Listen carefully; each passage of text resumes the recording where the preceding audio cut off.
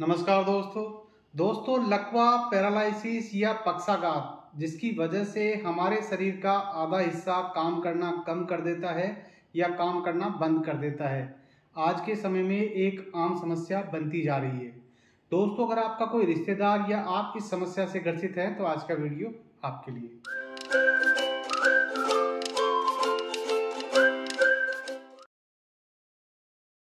मैं doctor CL Sen स्वागत करता हूं आपका हमारे चैनल डॉक्टर सेन फिजियो में।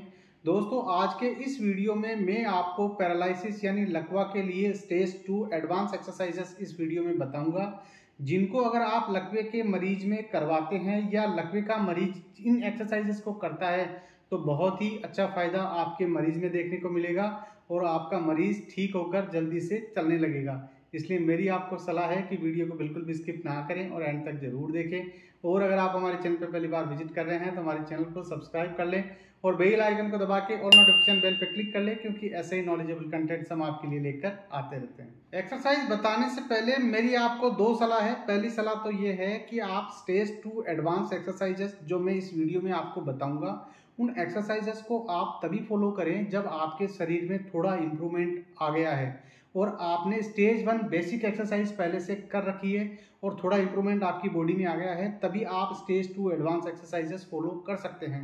स्टेज 1 बेसिक एक्सरसाइजेस के ऊपर हमने ऑलरेडी पहले से एक वीडियो बना रखा है, जिसकी लिंक मैंने ऊपर आई बटन में दे रखी है। अगर आपने वो वीडियो नहीं देखा है और स्टेज 1 एक्सरसाइजेस नहीं कर रखी है तो पहले जाकर आप उस वीडियो को देखें और थोड़े समय के लिए 15-20 दिन या 1 महीने के लिए आप स्टेज 1 एक्सरसाइजेस फॉलो करें। जब आपकी बॉडी में थोड़ा इंप्रूवमेंट आ जाए उसके बाद आप स्टेज 2 एडवांस एक्सरसाइजेस जो मैं इस वीडियो में बताऊंगा उसको आप फॉलो कर सकते हैं। और दूसरी सलाह यह है कि एक्सरसाइज शुरू करने से पहले अपने फिजियोथेरेपिस्ट या डॉक्टर से अवश्य कंसल्ट करें। और अगर आपको मेरे से कंसल्ट करना है तो आप वीडियो कॉल करके 1 to 1 मेरे से कंसल्ट कर सकते हैं, जिसका नाम मात्र का शुल्क लगता है। अब आपका ज़्यादा समय नहीं लेते हुए शुरू करते हैं एक्सरसाइजेस। जब आप स्टेज 1 एक्सरसाइजेस थोड़े समय के लिए कर लेते हैं तो आप करवट लेना सीख जाते हैं। तो करवट लेना जब आप सीख जाएंगे तभी आप इन एक्सरसाइजेस को फॉलो कर सकते हैं। तो इसमें जो सबसे फर्स्ट एक्सरसाइज होगी फ्रेंड्स, उस एक्सरसाइज को करने के लिए हमें उल्टा होना पड़ेगा।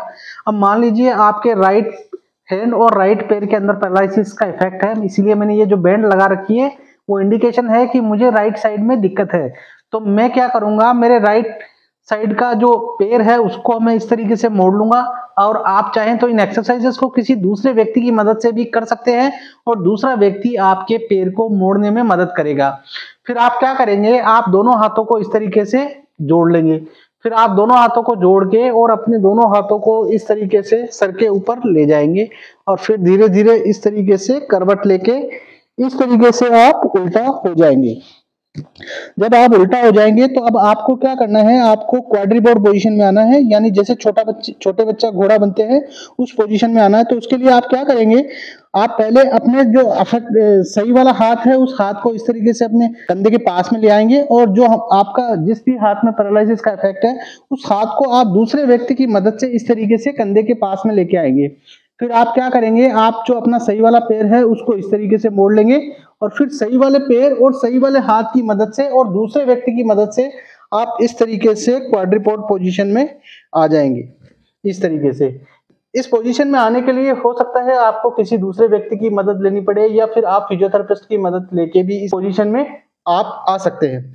जब आप इस पोजीशन में आ जाएं तो ध्यान ये रखें कि आपके दोनों हाथ है वो आपके कंधे के नीचे रहने चाहिए और आपके जो दोनों घुटने हैं वो आपके हिप जॉइंट के नीचे रहने चाहिए।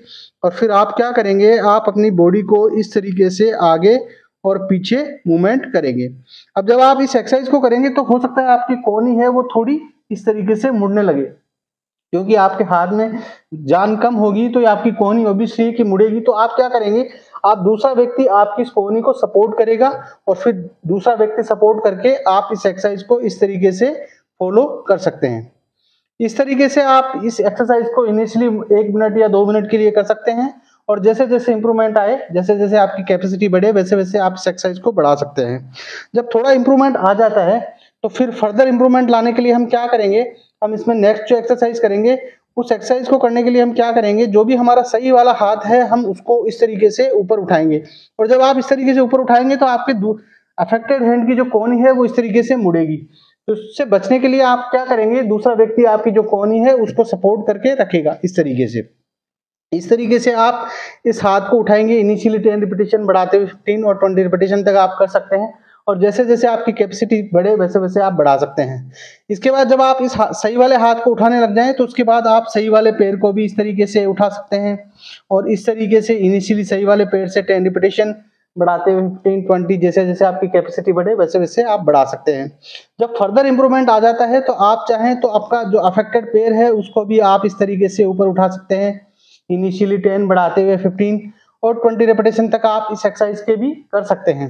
इसको आप अल्टरनेट भी कर सकते हैं इस तरीके से, जैसे जैसे इंप्रूवमेंट आए वैसे वैसे आप इस एक्सरसाइज को कर सकते हैं। और इस एक्सरसाइज का जो मेन उद्देश्य है वो है आपका जो हाथ है उसमें वेट बियरिंग बढ़ाना, यानी आपका हाथ है वो वजन लेने की कैपेसिटी उसमें बढ़े, और उसमें उससे आपके कंधे और कोहनी की जो स्ट्रेंथ है वो दोनों बढ़ेगी।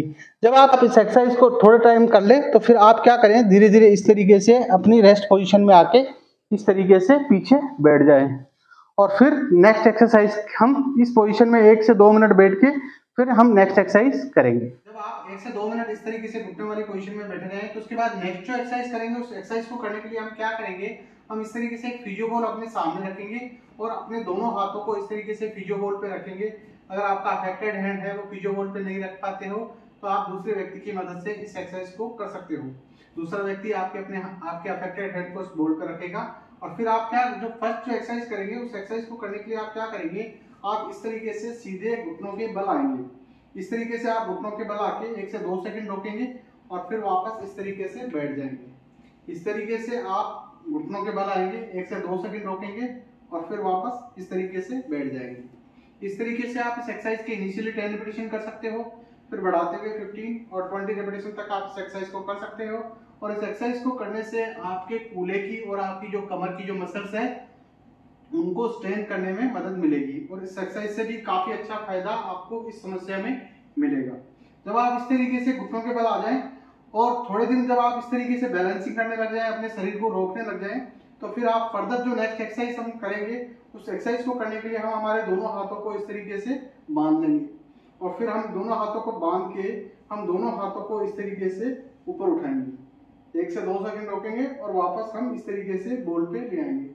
जब हम इस एक्सरसाइज को करेंगे तो हमारी जो बॉडी है उसका जो बैलेंस है वो थोड़ा डगमगाएगा, और उसको बनाए रखने के लिए हमारे सामने जो बॉल है हम उस बॉल की मदद ले सकते हैं, या दूसरा व्यक्ति भी हमारी इस एक्सरसाइज में मदद कर सकता है। इस तरीके से आप इस एक्सरसाइज के इनिशियली 10 रिपीटेशन करोगे, फिर बढ़ाते हुए 15 और 20 रिपीटेशन तक आप इस एक्सरसाइज के कर सकते हैं। इसके बाद इसमें नेक्स्ट जो एक्सरसाइज हम करेंगे उस एक्सरसाइज को करने के लिए हम हमारे दोनों हाथों को बांध के इस तरीके से रखेंगे, और फिर हम हमारे दोनों हाथों को इस तरीके से साइड टू साइड हम करेंगे। इस तरीके से जब हम दोनों साइड करेंगे तो ये 1 रिपीटेशन होगा, और इस तरीके से हम इस एक्सरसाइज के भी इनिशियली 10 बढ़ाते हुए 15 और 20 रिपीटेशन तक हम इस एक्सरसाइज के भी कर सकते हैं। और इस एक्सरसाइज को करने से भी हमारा जो नीलिंग वाला जो बैलेंस है, जो नीलिंग में जो बैलेंस है वो काफी अच्छा इंप्रूव होगा, और इस एक्सरसाइज से भी हमें काफी अच्छा फायदा इस समस्या में मिलेगा। और जब हमारा बैलेंस फर्दर इंप्रूव हो जाए और जब हम इस एक्सरसाइज को थोड़े दिन कर लें तो फिर हम फर्दर इंप्रूवमेंट के लिए क्या करेंगे, हम इस तरीके से इस बॉल को तो हटा देंगे, और एक व्यक्ति या कोई भी फिजियोथेरेपिस्ट या कोई भी आपका घर का मेंबर है वो आपके सामने खड़ा हो जाएगा और आपको डिफरेंट डायरेक्शन में चाबी पकड़ाएगा। पहले आप शुरुआत में क्या करोगे, जो आपका सही वाला हाथ है उससे उस चाबी को या टॉय को पकड़ोगे आप इस तरीके से अलग अलग डायरेक्शन में, तो उससे आपकी बॉडी है उसको बैलेंस बनाना पड़ेगा, और इससे आपका जो बैलेंस है वो काफी अच्छा इंप्रूवमेंट होगा। और जब आपके जो अफेक्टेड हैंड है उसमें इंप्रूवमेंट आ जाए तो आप सेम एक्सरसाइज को अफेक्टेड हैंड से भी डिफरेंट डायरेक्शन में आप कर सकते हैं। इस तरीके से जब आप करोगे तो आपकी जो बॉडी है वो मूवमेंट करेगी, और इससे आपकी बॉडी को बैलेंस बनाना पड़ेगा, और इससे आपका जो बैलेंस है, कोऑर्डिनेशन है वो काफी अच्छा इंप्रूव होगा। इसके बाद इसमें नेक्स्ट जो एक्सरसाइज हम करेंगे, जब आप इस नीलिंग वाली पोजीशन में कंफर्टेबली खड़े होने लग जाओ तो फिर फर्दर इंप्रूवमेंट के लिए हम क्या करेंगे, हम इस तरीके से नील वॉक स्टार्ट करेंगे। नील वॉक हमें थोड़े समय बाद स्टार्ट करनी है जब हम नीलिंग अच्छी तरीके से करने लग जाएंगे। इस तरीके से हम पहले आगे की तरफ चलेंगे और फिर इसी तरीके से हम फिर पीछे की तरफ भागेंगे और पीछे की तरफ चलेंगे। हो सकता है शुरुआत में आपको नीलिंग करने में दिक्कत आए तो आप चाहें तो सामने किसी व्यक्ति को खड़ा करके उसका हाथ पकड़ के इस एक्सरसाइज को कर सकते हैं, और अगर आप में इंप्रूवमेंट अच्छा हो तो आप बिना पकड़े भी इस एक्सरसाइज को कर सकते हैं। लेकिन उद्देश्य हमारा यह है कि हम इस एक्सरसाइज को धीरे धीरे बिना पकड़े करने लग जाएं। जब हम बिना पकड़े इस तरीके से नील वॉक करने लग जाएंगे तो इससे हमें काफ़ी अच्छा इंप्रूवमेंट हमें चलने में देखने को मिलेगा। इस तरीके से हम पहले आगे की तरफ मूवमेंट, आगे की तरफ चलेंगे और फिर इसी तरीके से हम पीछे की तरफ चलेंगे। इस तरीके से हम इस एक्सरसाइज के इनिशियली एक राउंड हम कर सकते हैं, फिर बढ़ाते हुए 2, 5, 10, जैसे जैसे आपकी कैपेसिटी बढ़े वैसे वैसे आप बढ़ा सकते हैं। जब आप आगे पीछे चलने लग जाएं तो फिर फर्दर आप इंप्रूवमेंट के लिए साथ में आप साइड टू साइड वॉक भी ऐड कर सकते हैं। इस तरीके से आप पहले एक साइड चलेंगे और इसी तरीके से आप फिर दूसरी साइड कर चलेंगे। तो इस तरीके से आगे और पीछे और साइड टू साइड चलने से, नील वॉक करने से हमारा जो बॉडी का जो कोऑर्डिनेशन है, बैलेंस है, वो इंप्रूव होता है। और इस साथ ही साथ हमारे हिप जॉइंट की, हमारी कमर की जो मांसपेशियां हैं वो भी काफी अच्छा इंप्रूव होगी। और इन सारी एक्सरसाइजेस से आपको काफी अच्छा बेनिफिट आपके पैरालिसिस मरीज में देखने को मिलेगा। आज के इस वीडियो में हमने डिस्कस की stage 2 advance exercises for paralysis. आशा करता हूं मेरे द्वारा बताई गई एक्सरसाइजेस आपको समझ में आई होगी। फिर भी अगर आपके मन में कोई सवाल हो तो आप कमेंट बॉक्स में कमेंट करके पूछ सकते हैं। मैं कोशिश करूंगा आपके हर एक सवाल का जवाब देने की। और अगर आपको वीडियो पसंद आया हो तो लाइक एंड शेयर जरूर करें। और अगर आप हमारे चैनल पर पहली बार विजिट कर रहे हैं तो हमारे चैनल को सब्सक्राइब कर लें। मिलते हैं अगले वीडियो में नए टॉपिक के साथ। तब तक के लिए bye bye. Thanks for watching.